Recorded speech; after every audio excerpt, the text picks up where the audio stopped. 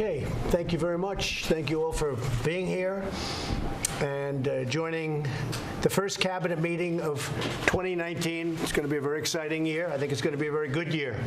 Some people think it'll be controversial and tough, and it probably will, but we're going to get a lot done. I think we can work with the Democrats actually and get quite a bit done.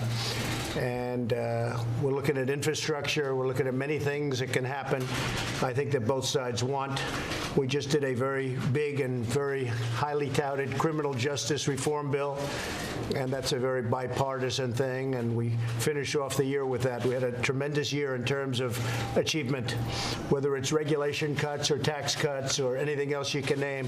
So many things we did, judges, including 2 Supreme Court judges and many federal bench judges. So we've had quite a time, and we're going to have, I think, 6 more years of great success, but I think this coming year is going to be tremendous, actually. Every day, Border Patrol encounters roughly 2,000 illegal immigrants. I have to talk about this. Trying to enter our country, 2,000 a day, and that's a minimum. Every week, 300 Americans are killed by heroin, the vast majority of which comes across through our southern border. Our southern border is like a sieve. It just pours through our southern border. And unless we're going to have physical barriers, it's never going to be able to be stopped. Too much money is being made. Last month, 20,000 minors were illegally smuggled into the United States. In the last 2 years, ICE officers arrested 235,000 criminals who were able to come in over the years through the United States. And we have a very tough border. I think you see that even last night, where people charged the border, tried to get through, but they couldn't because we have a wall up. And but tear gas was flying, and a lot of things were happening, and I guess for the most part, you've seen it. It's very sad. If they knew they had a physical barrier, if they knew they had a wall, if they knew they had something that's going to stop them, they would have never come up in the first place. When you see children getting sick, they get sick on the trail up. Very sick. It's a terrible journey. It's a horrible journey. You read the things that go on in those caravans. And if they knew they couldn't get through, they wouldn't even start. Another one's forming in Honduras. And we've very much lowered the payments to Honduras and to a few other countries that are not playing right, because there's no reason for caravans to be forming. They shouldn't allow it to happen. The United States needs a physical barrier, needs a wall to stop illegal immigration and to halt deadly inflow of drugs and crime. You have human traffickers. It's a thing that's horrible. Think of it, human trafficking. They kidnap people, they steal people, and they sell people. And because of the internet, one of the bad things that happens with the internet, one of the many bad things, but because of the internet, it's the highest it's ever been in history. And this is a world problem. This isn't a United States situation. This is a world problem. But the southern border is a very, very highly used place by people that do human trafficking. How could it get worse than that? There's a reason why politicians and wealthy people build walls around their houses and their compounds.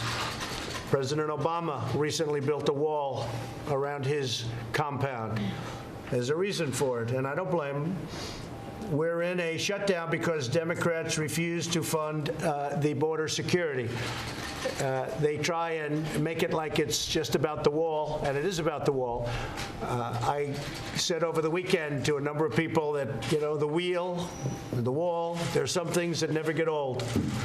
It's never going to change. The wall is your number one point of security. If we had a wall, and we will, and by the way, for those that don't know, we don't want to talk about it all the time, but we've done tremendous amounts of renovation of existing walls and fences and brought them back into brand new condition. We've spent a lot of money on it, doing it properly. So we have a lot of brand new fencing. If you saw last night, they tried to come through a wall area. The wall existed. If it didn't exist, you would have had hundreds of people just flowing into our country. Some of these are criminals. Some of these will split up families by killing people and hurting people very badly. But if we didn't have a form of barrier up last night, you would have had a lot of people. All those people would have been able to come through. We're in the shutdown because of the fact that the Democrats are looking to 2020 They think they're not going to win the election. I guess a lot of signs point to the fact that they're not going to win the election. I hope they're not going to win the election. But they view this as an election point for them. I actually think it's bad politics, but I'm not thinking about the politics. I'm thinking about what's right and what's wrong. And we need a physical barrier. Everything else is bells and whistles. I know more about drones than anybody. I know about every form of safety that you can have. And it's all good, but it's just very minor compared to the power of a wall. All of the people you see coming up, if they knew we actually had a physical presence there, a physical barrier, even when you have the soldiers who have been fantastic, we've had our military. But when you have the military, you have Border Patrol, you have ICE. It doesn't, I mean, it's great to have, but you have 2,000 miles. You have anywhere from 500 to 600 miles where you need the barrier. Some of it we've now completed, as you have seen and as I've told you. But we need barrier because you can't put a soldier every 100 yards. If you had a lot of people, you're going to put them every 100 yards. People are going to go right through. There's nothing you can do about it unless you're willing to build a wall. And walls work. If you look at Israel, I was with Prime Minister Netanyahu, and he threw up his hands. He said, I don't understand why they fight you in a wall. In Israel, as you know, they built a wall. He said 99.9% it works. And it would with us, too. It would work almost 100% of the time and would have much less of a problem. And we'd save money, so much money, on a monthly basis. Probably would pay for itself in a month or two, because we lose pretty close to $250 billion on illegal immigration. And I would say that it could be on a monthly or a couple of months, it would pay for the wall, pay for what we're talking about. The House, as you know, approved $5.6 billion. And that's a very small price to pay for total security on the southern border. The drugs alone that nobody can even calculate, it's such a big number. The money you'd save just on drugs and helping families where all of this horrible stuff doesn't come through on the southern border, right there you'd save, and you'd save a lot. The new Pelosi bill, and by the way, we're having, I guess they call them the Big Eight, so the Big Eight plus me are meeting in a little while. I think it's going to be 3 o'clock to discuss the border. We have ICE and we have Border Patrol. They're going to make a plea for the wall. They need the wall. They can't do it without the wall. All they can do is add many, many more men and women, but the protection isn't good because you're going to go to a certain area, you don't have the wall, they're going to walk right through. Like the killing that took place a few days ago, the young police officer, great young, beautiful person, great family, just took a picture with his son and his wife for Christmas, and a few hours later he was shot and killed by somebody that just came across the border. Things like that wouldn't happen, or certainly they'd be happening far, far less. Now, the Democrats in the bill want $12 billion additional for foreign aid. They want $12 billion more. It's $54.4 billion, which is by itself a lot. But in foreign aid, they want $12 billion over the $54 billion. Think of it. We give $54 billion, a lot of it because they want to give it. They don't even know who they're giving it to. In many cases, people don't even know the name of the country. They know nothing about the country. And yet, so they're going to give $54.4 billion in foreign aid, but they want $12 billion more than that in foreign aid, but they won't approve $5.6 billion for a wall that's going to pay for itself almost on a monthly basis. It's just politics, folks. It's purely politics. So we have a lot of loopholes, whether it's catch and release, the world's most ridiculous loophole. You catch somebody and then you release them. Now, what we're doing is we're catching and retaining. The problem is we have to build vast fields of rooms and places for these people to stay that we're catching, and it's physically not possible, nor is it possible even cost-wise. But we're catching and retaining. You have the lottery system, the visa lottery system, where we bring people into our country based on a lottery. We want to end all of this nonsense, the visa lottery system, so they pick them out of a jar. We want to pick people to come into our country on the basis of merit and talent, so that all of the companies that are moving in, we have large numbers of companies, many, many companies, more than we've seen in many years. The companies that have left our country are coming back because of what's going on. You see, our job numbers are great. We need people to come in, but we can't have these loopholes. These loopholes are crazy. One thing I have to say, DACA, we are all for DACA. The Republicans are for doing something with DACA, but it's been so misreported. We had the confines of a deal, and the $25 billion didn't just cover a wall. It covered a lot of border security. We have a lot of that. It's been covered very incorrectly, but it's confusing to a lot of people. But we were close to having a DACA deal, and then we had a judge rule from the Ninth Circuit, amazing ruling, and he said DACA was okay, even though when President Obama signed it, he essentially said, well, probably can't sign this, probably not legal, but I'm going to sign it anyway. And so everybody thought that it was going to be easily overturned by the judge, and the judge amazingly ruled in favor of that signing, even though President Obama didn't think it was going to hold up as he signed it. He said it. Go back and check. And then you had it upheld in the Ninth Circuit on appeal, and now it's going to the Supreme Court of the United States. We had a deal pretty close to being done, and a lot of people say I backed away from that deal. I didn't back away.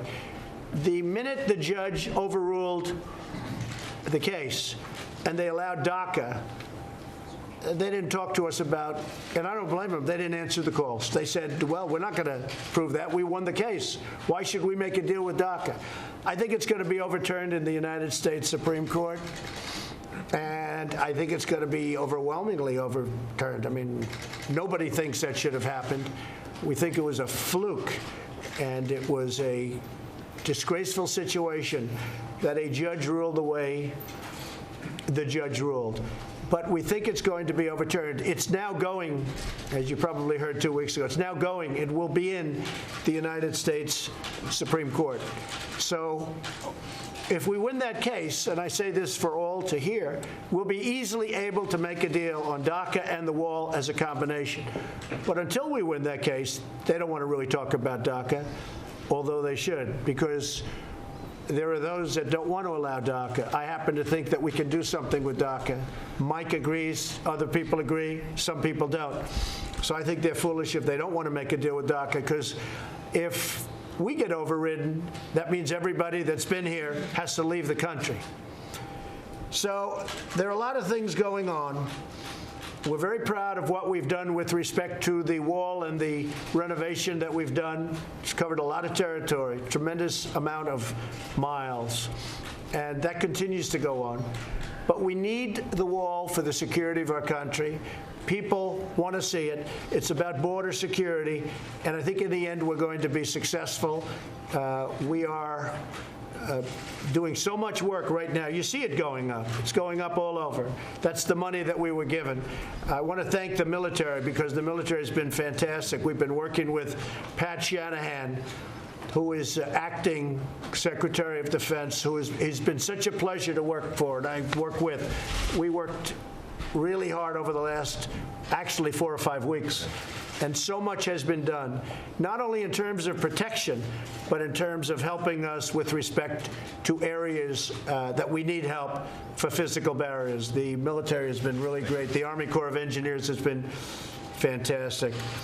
And so with that, I think what I'll do is I'll ask Pat to say a few words, and then I'm going to ask Matt and Kirsten to say a couple of words. Maybe I'll start with Pat Shanahan. Yeah, thank you, sir, and Happy New Year, everyone.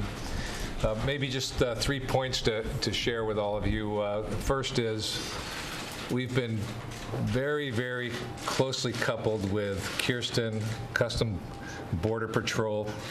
I was speaking with General O'Shaughnessy, the commander at NORTHCOM. He sends his best. The team is executing operational training every day.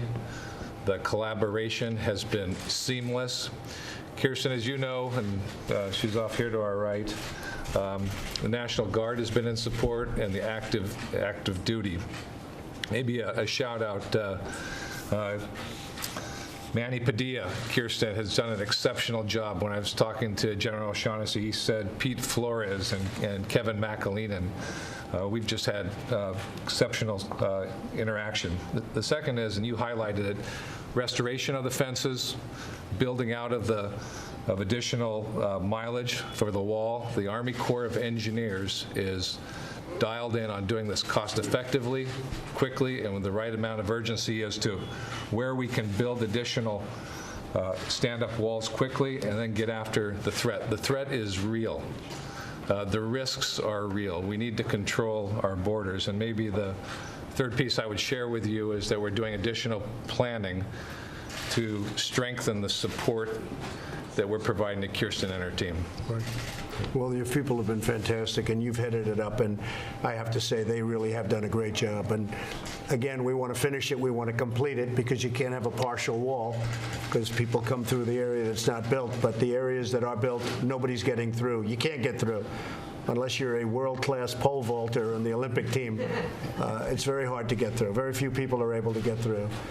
And you have done really, in particular, you have done a fantastic job. And while we're on you, as you know, I just got back from Iraq.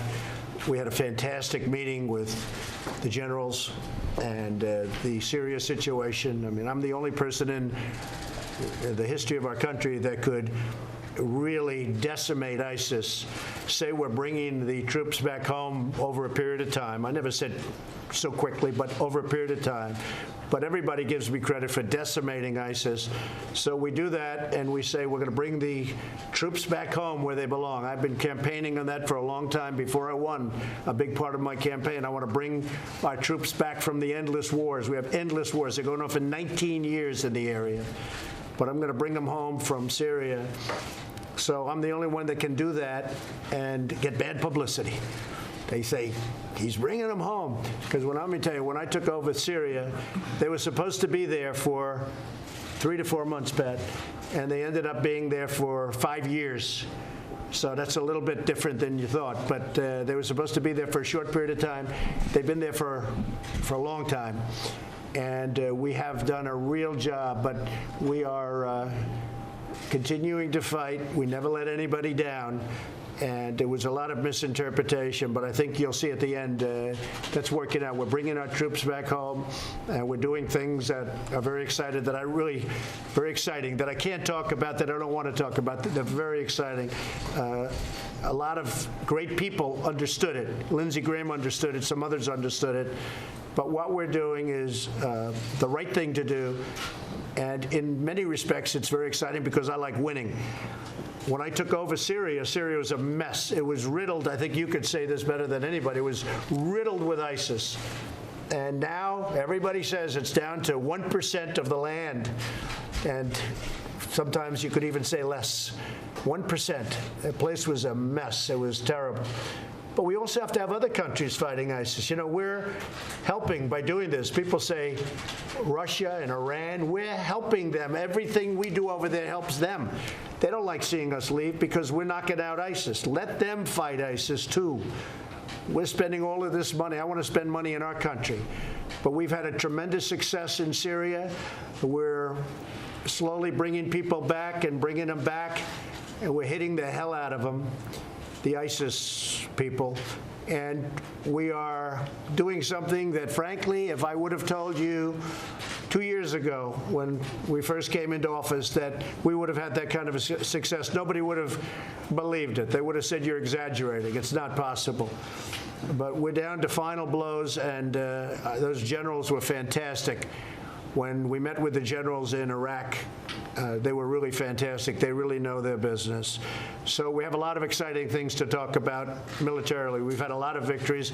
I just got a great letter from Kim Jong-un, and those few people that I've shown this letter to, they've never written letters like that. This letter is a great letter. We've made a lot of progress with North Korea and Kim Jong-un. Chairman Kim has been, we've had a we've really established a very good relationship. A lot of good things are happening. And I never said speed.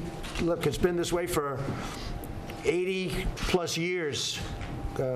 We had our meeting 6 months ago in Singapore. We'll probably now have another meeting. He'd like to meet, I like to meet, but we've established a very good relationship. We're given no credit for it. You know, frankly, if this administration didn't take place, if another administration came in instead of this administration, namely Mike and myself and the group around this table, you'd be at war right now. You'd be having a nice big fat war in Asia, and it wouldn't be pleasant. And instead of that, we're getting along fine. I'm not in any rush. I don't have to rush. All I know is there's no rockets, there's no testing. In fact, I watched last night PBS. I haven't seen it in a while, PBS.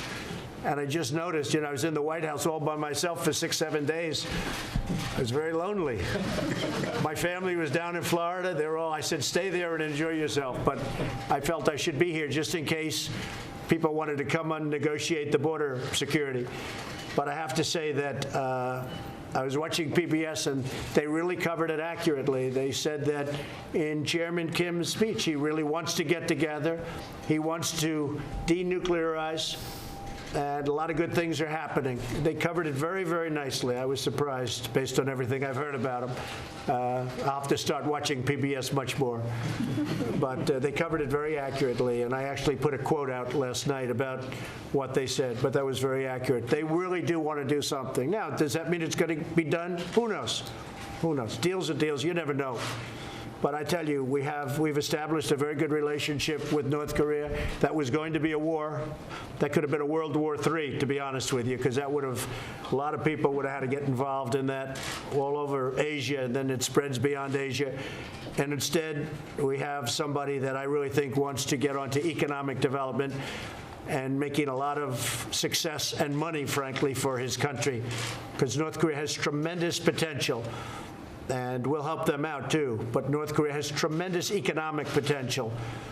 And so I look forward to our meeting with Chairman Kim. We'll set that up. We'll be setting it up in the not-too-distant future. And with that, I'll ask Secretary Nielsen.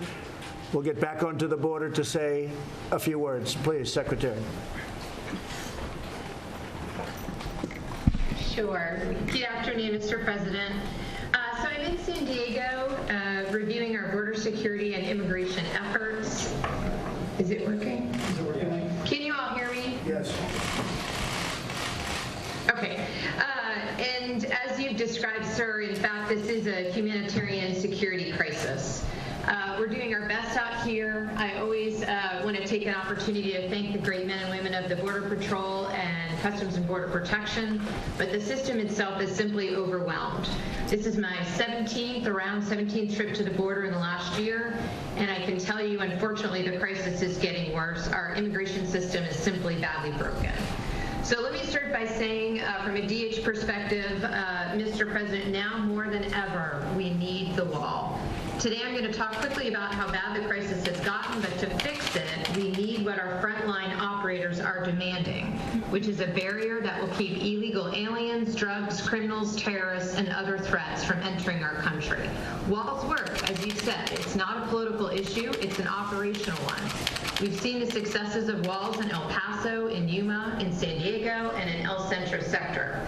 Under your leadership, we're building the first new wall in over a decade, but we need more. We need new sections of wall at our top illegal entry points, something that Congress unfortunately prohibited us from doing last year in our appropriations. And we also need to continue to replace the old, outdated, and ineffective wall sections that you referenced.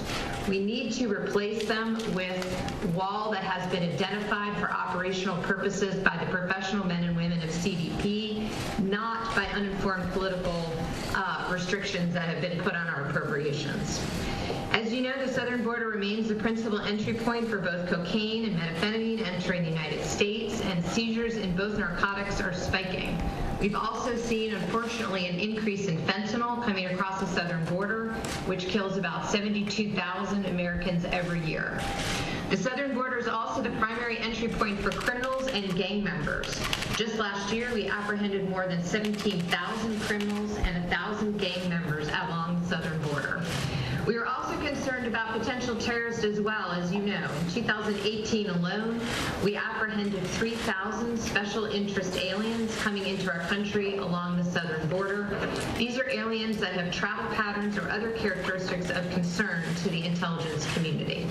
Mr. President, we need a strong border wall system to keep these threats and others out of the U.S., and I strongly support your continued efforts to obtain the needed resources from Congress. And if I could, let me just give you a little bit more about the crisis. We also need to address poorly written and outdated laws. Simply put, our laws allow illegal aliens into the country and allows them to stay. This must change. Here's the reality of the crisis we're facing. On average, as you said, we see about 2,000 people a day try to illegally enter our country at the southern border. We will never be able to send the majority of them back home unless and until Congress acts to close the loopholes these people are exploiting to stay in the country. To break it down, there are 3 categories of illegal aliens arriving at our borders: single adults, family units, and unaccompanied children. In the past, single adults have been the vast majority of illegal aliens. They're still the easiest for us to handle. We're able to detain and deport them quickly. Under your administration, Mr. President, we've dramatically ramped up prosecutions of these illegal border crossers with help from the Department of Justice, and we will continue to do so. But the demographics are changing, and the vast majority of the people that we see now are family units and unaccompanied children. They now make up about 2/3 of those arriving at our borders. Because of poorly written laws and activist court decisions, it's virtually impossible to send them home. We're only allowed, as you know, to hold families for 21 days. That's it. Then we have to let them go under the law. Most of them then disappear into the United States. What's worse, in 9 out of every 10 cases, immigration judges find that these families are not even eligible for asylum in the first place and should be deported. But by then, most of them have vanished and escaped the law.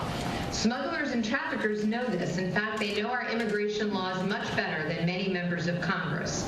They are using this as a fast pass to get illegal aliens into America.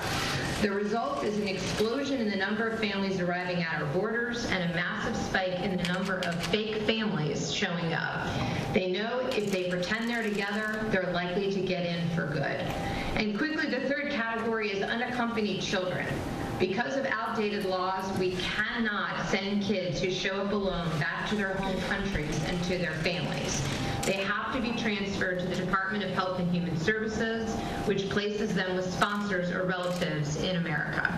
The result is we see more and more of them every day. Parents are making the unconscionable decision to send children on long, dangerous, and sometimes deadly journeys to our country.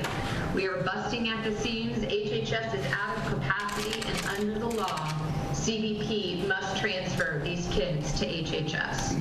These loopholes serve as a giant magnet, which is now resulting in a humanitarian catastrophe. Our system was simply not built to handle this influx of families and children. The human toll is real and shocking. Women are being trafficked and raped. In fact, 1 out of 3 women report they are sexually assaulted on the journey to our borders. Kids are getting abused. They're getting sick, very sick. Many of them are being recycled and used by smugglers to get more people into the United States. And nearly 70% of illegal aliens report being victims of violence along the journey. 70% of those traveling north to our country. Our hearts break for families who have lost children and those who are affected by this violence. We're doing everything we can to ensure rapid medical care when needed. But the men and women at CBP and ICE are doing the best they can with what they have, but they don't have the facilities, the resources, or the legal authorities to keep up with this crisis. Only Congress can give them that.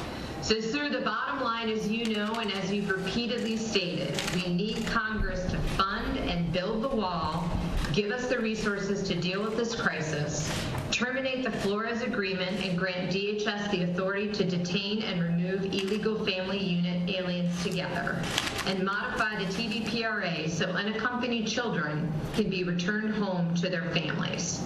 Right now, our Border Patrol and ICE agents are spending so much of their time dealing with the overflow that we're having to pull them off important national security cases, counter-drug operations, and more. We can't afford to do this any longer. I want to close by thanking the whole of your administration, the Department of Defense, Department of Justice, HHS, CDC, OMB, and others. We are all working together to address this security and humanitarian crisis. Mr. President, you have brought the rule of law back to our border. The men and women of DHS could not be prouder to be given the opportunity to do the jobs that Congress and the American people expect. But we need Congress to act. We cannot continue to do more with less and attempt to secure our country with our hands tied behind our back. Thank you for your leadership and your continued focus as we work with Congress to try to address this. Thank you very much. It's a really fantastic presentation. I appreciate it. And you have been working very hard. You've been down there. Every time I called, you're at a different location along the border trying to straighten it out. If we had a wall or a barrier that was not penetrable, you wouldn't have people making that journey. And I think we could say that, Kirsten, if we had the wall, people wouldn't even bother making the journey, because the journey is tremendously dangerous, horribly dangerous. And children are getting sick. They're being accosted. You heard what the Secretary said about all of the crime and rape and everything else that takes place during that horrible journey. If they thought they couldn't get in, they wouldn't be making the journey. And again, we want people coming into our country. We need people to come into our country, but they have to do it through the system. They have to do it legally. And we want people coming that can help our country, where it can be based on merit and achievement, people that are going to help the companies that are coming into our country, which are so many. So I want to thank you, Secretary. That was a great presentation. Thank you very much. We really appreciate it.